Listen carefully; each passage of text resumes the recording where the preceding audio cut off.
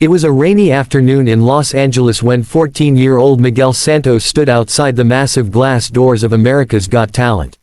His shoes were torn, his shirt a size too big, and his trembling hands clutched a small photograph, his late mother's. She had once told him, "Mijo, when you sing, angels listen." But life had not been kind to Miguel. After losing his mother to illness, he and his father moved from the Philippines to California, hoping for a better life.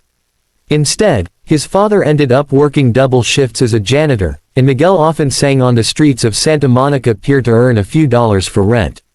That day, standing among hundreds of contestants with perfect clothes, makeup, and confidence, Miguel felt invisible. Yet, when his number was called, contestant 742, Miguel Santos, something in his heart whispered, "Go, son, sing for her." As Miguel walked onto the stage, the bright lights almost blinded him. The massive crowd and four famous judges looked down curiously. Simon raised an eyebrow. "You look nervous, young man. What are you going to sing for us?" Miguel swallowed hard. Hotel California, sir." A murmur went through the crowd, a difficult song, one few dared to attempt. The music began. At first, his voice trembled like a whisper in the wind. But then, something magical happened. His tone deepened, warm and soulful, not just notes, but a story. Every word carried pain, longing, and hope. It was as if the spirit of his mother was right there, singing through him. The hall grew silent. Not a cough, not a whisper, just Miguel's voice echoing like a prayer.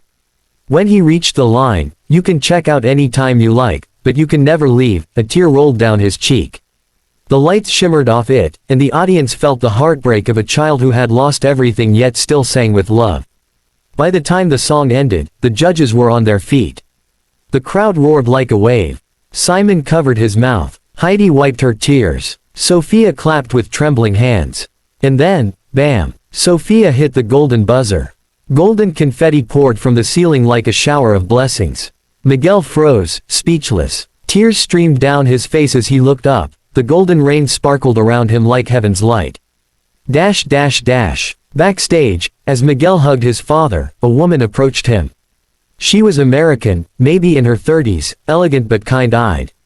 "Your singing, it touched my soul," she said softly. "You remind me of my son. He passed away 3 years ago. I came here today just to forget the pain, but you brought me peace." Miguel smiled shyly. "Thank you, ma'am.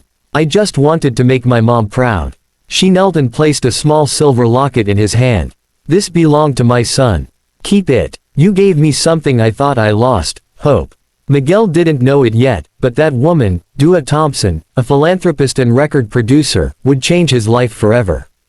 Days later, Miguel's audition video went viral across the world. "The boy who made the judges cry" trended everywhere. Millions of people shared his story, a poor boy from the Philippines whose heart healed the world through music. But behind the fame, Miguel remained humble. He visited children's hospitals, singing to kids fighting cancer. One day, while performing at a children's charity event, he noticed a familiar face in the front row, Dua.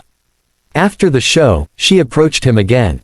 "Miguel," she said, her voice trembling, "I want to do something for you. I want to produce your first album, Songs for My Mother." He gasped. "Ma'am, I can't afford anything like that." She smiled through tears. "You already paid, with love." Months passed. Miguel's album released and topped charts. His song, Mama's Lullaby, made listeners around the world cry. But the real miracle wasn't his fame, it was what came next. Miguel used his earnings to open a small music school for underprivileged kids, both in Los Angeles and back home in the Philippines. He named it, Dua Hearts Foundation, after the woman who changed his life.